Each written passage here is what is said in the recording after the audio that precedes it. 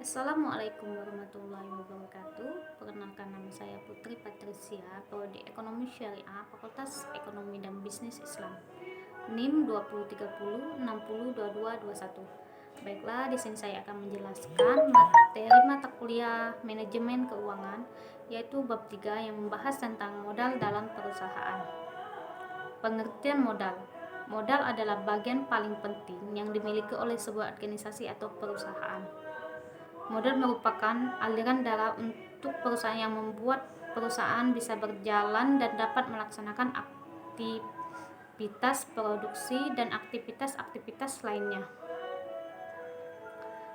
Ada 3 konsep atau definisi dari modal kerja, yaitu 1. Konsep kuantitatif, di mana konsep ini memiliki beratkan pada jumlah yang diperlukan untuk mencukupi kebutuhan perusahaan dalam membiayai operasinya yang bersifat rutin.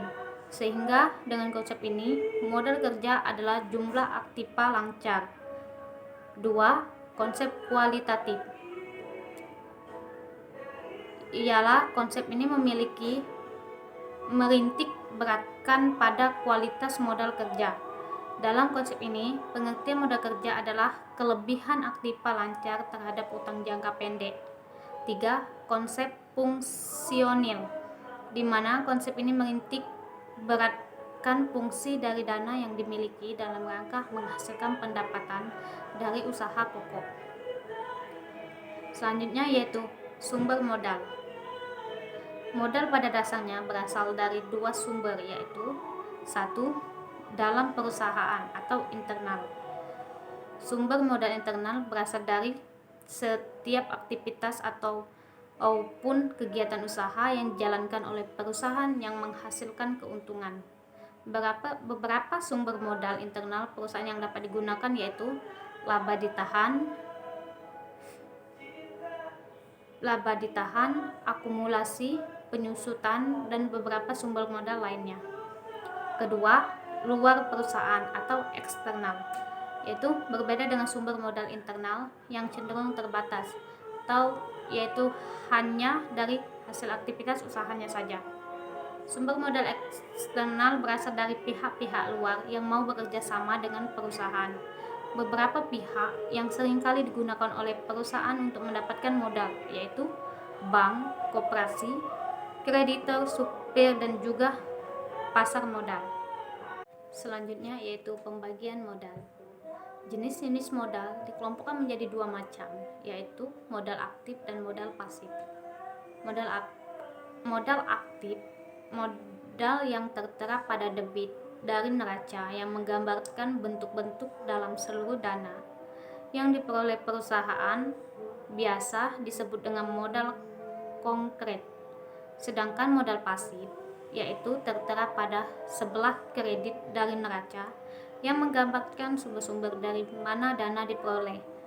Bisa disebut juga termasuk modal abstrak. Modal aktif berdasarkan cara dan lamanya perputaran. Modal aktif atau kekayaan perusahaan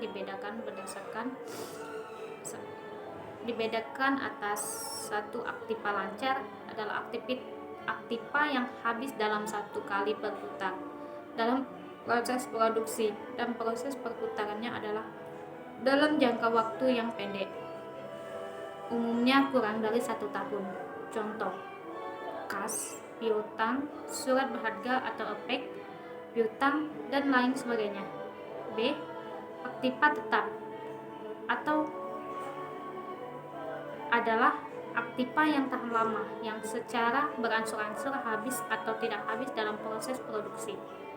Contoh aktiva tetap yaitu tanah yang tidak habis-habis. Contoh aktiva tetap yang berangsur-angsur habis dalam proses produksi adalah bangunan pabrik, kendaraan, peralatan, dan lain sebagainya. Modal pasif. Pembagian modal pasif berdasarkan asalnya. Modal pasif dibedakan atas 1.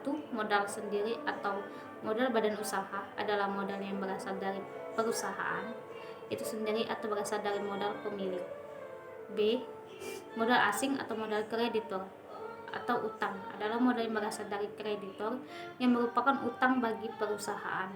Selanjutnya yaitu jenis-jenis modal. 1. Modal asing adalah modal yang berasal dari luar perusahaan yang sifatnya sementara dan merupakan utang yang harus dibayar kembali. Jenis modal asing yaitu sebagai berikut. A. Utang jangka pendek adalah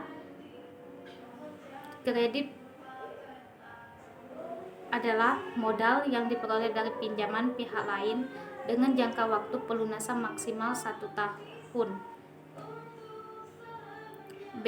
Utang jangka menengah adalah utang yang jangka waktu atau umumnya adalah lebih dari 1 tahun dan kurang dari 10 tahun.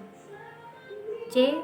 Utang jangka panjang adalah utang dengan jangka waktu pelunasan, biasanya waktu tenor utangnya lebih dari 10 tahun.